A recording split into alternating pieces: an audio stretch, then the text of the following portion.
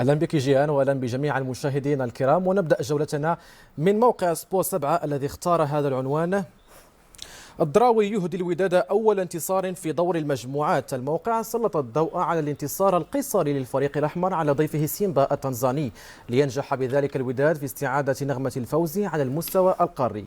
كما تمكن رفاق يوسف مطيع من افتتاح سجلهم التهديفي بدور المجموعات بعدما فشلوا في هز الشباك في المباراتين السابقتين أمام جوانين جالاكسي وآسيك ميموزا.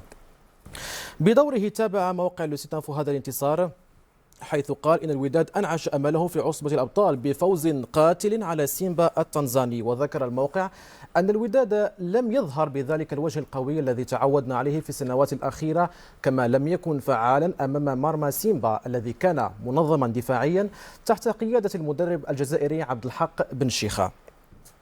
نغلق صفحة الوداد ونواصل بممثل الكرة المغربية في كأس الكاف نهضة بركان. موقع جريدة المنتخب حاور نجم الفريق ياسين البحيري الذي أكد أن الفريق سيبحث اليوم على تحقيق الفوز من أجل مواصلة النسق التصاعدي ووضع قدم أولى بمحطة الربع. كما أوضح البحيري أن الأجواء التي يعيشها الفريق هذا الموسم ساعدت اللاعبين على تحقيق انطلاقة صحيحة في البطولة وكأس الكاف.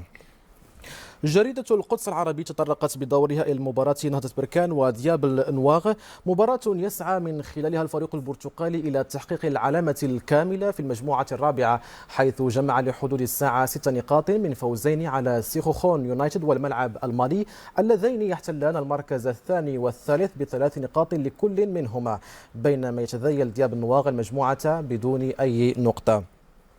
ومباراة اليوم ستخصص مداخلها لدعم فرع كرة السلة لفريق نهضة بركان. هذا ما كشف عنه موقع MFM سبور، الذي ذكر أن الفريق البرتقالي طالب جماهيره بالحضور بكثافة لتشجيع اللاعبين في لقاء اليوم من أجل حصد النقاط الثلاث، بالإضافة إلى دعم فرع كرة السلة ماديا حتى يعود إلى السكة الصحيحة. مبادرة جميلة، شكرا لك أنس، إلى الأحد المقبل بإذن الله.